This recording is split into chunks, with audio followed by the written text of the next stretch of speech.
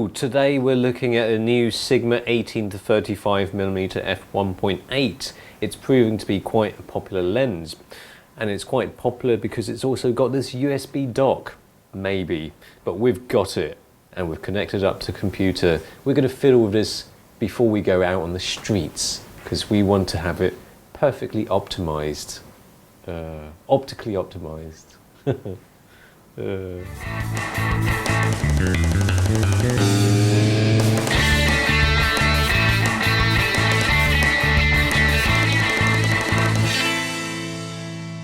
Anyway, this is the Sigma Optimization Pro software.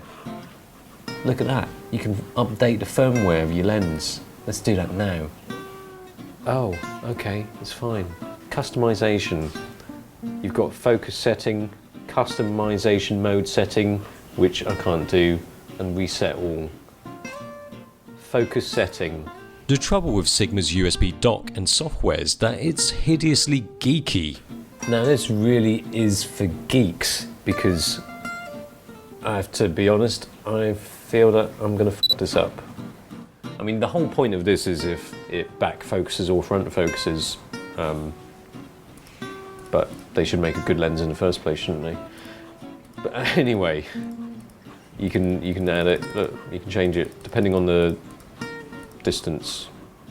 It's quite useful, but maybe not that useful for 18 to 35 because it's an ultra wide to wide and everything's in focus anyway. But you might need it for something with a bit more telly-ness to it.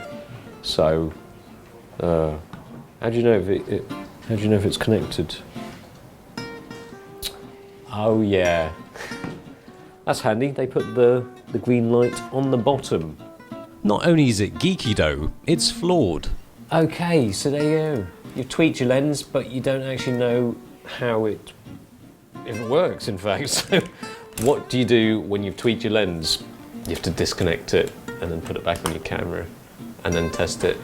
Oh no, it still doesn't focus right. I'll take it off, I'll mount it back to my USB dock and I'll tweak it again. Oh, I'm enjoying this, it's fun. Oh, why doesn't every lens have it? I know, because it's stupid. And you can customize optical stabilization, but this doesn't have it, you don't need it. So, that was boring. Let's go out and do some interesting stuff. Ugh. Let's do it. So yeah, it's part of Sigma's Global Vision line. Sounds like a dictator's plan of taking over the world or something like that. But there's no point doing all that stuff. That's geeky. Why do I need to tweak the lens? Come out and shoot. But anyway, this is it. It looks pretty alright actually. It feels quite good. Solid construction. And as you can see, there's a lot of grippage area there.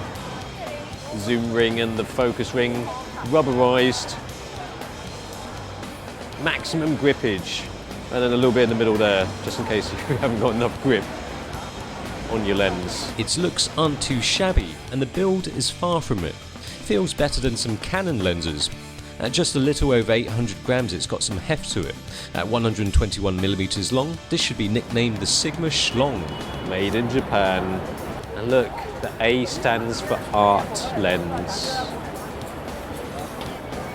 So usually when you want to buy a lens, you want to buy something a little bit better.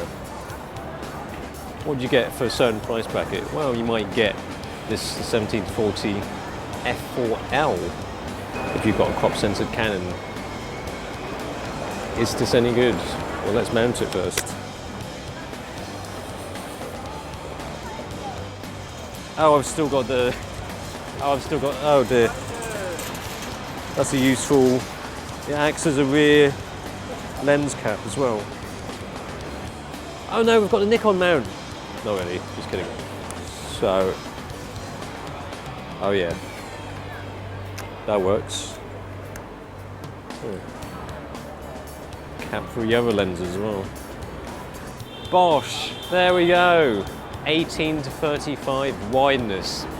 And we've come to a place where wideness is useful. Mongkok, most densely populated area anywhere in the world, probably. Wikipedia, I don't know. I'm just bullshitting. Oh, bloody hell. Usually we come to Mongkok and we take pictures of people because there's loads of people around. You know what? I'm just going to look up instead. We usually only shoot at street level, giving you a whiff of what the Hong Kong streets are like. Well, it smells a bit. So here's a chance to see what it looks like above it all. Yeah, I might make an exception if there's any trolley ladies. I know I've always criticised Sigma and laughed at it, but this feels like a very nice lens. The big thing about this lens is that large aperture. This is carving itself a market of its own. Neither of the big boys have anything in the ultra-wide zoom range that has an aperture this big.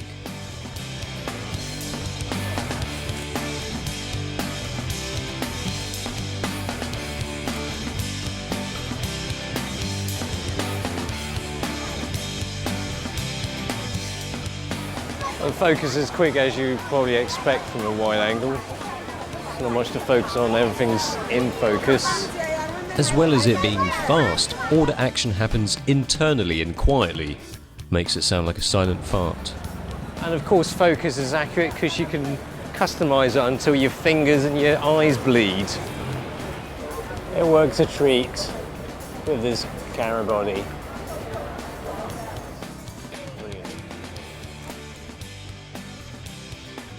Optically, you got quite a lot of elements. You've got 17 of them.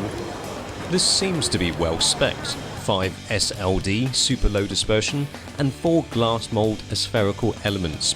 Glass mold, not mouldy glass. But is it just a load of hot air? Images look pretty nice at first, although you do get some nasty colour fringing around those high contrast lines when you shoot wide. Distortion has been kept low though. Oh, and one thing you might want to know about this lens. It's sharp. Of course it's nice, small apertures, but you're buying this lens for f1.8. If this lens is no good at the wider apertures, then there's no point of this lens. Wide open, there's still enough sharpness across most of the frame. Another thing you might be hoping for is that at f1.8 you'll be getting loads of bokeh. But it's a wide angle, so you probably won't get too much. But you still want to know how good it is, don't you?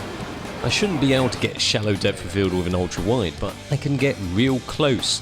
28 centimeters close. Smell that fibery fruity goodness. Bokeh is mostly good throughout the range, although sometimes you do get slightly more pronounced edges on those specular highlights. This lens feels just about good enough to take on that red ring. At 35mm, the Sigma is sharper at f4 than the Canon at f4, and then at the wide end, even dropping down the Sigma to f3.5, it's still sharper than the Canon. Even at f1.8, it still looks good, just a tad softer than the Canon at f4. Ouch! Well, red rings don't necessarily mean best. Sigma has shown us what they are capable of. Forget all the art, global vision, USB dockery business. This lens is top quality. That's all you need to know. And surely, if Sigma can continue to make lenses that offer up something unique, they could be onto a winning plan here.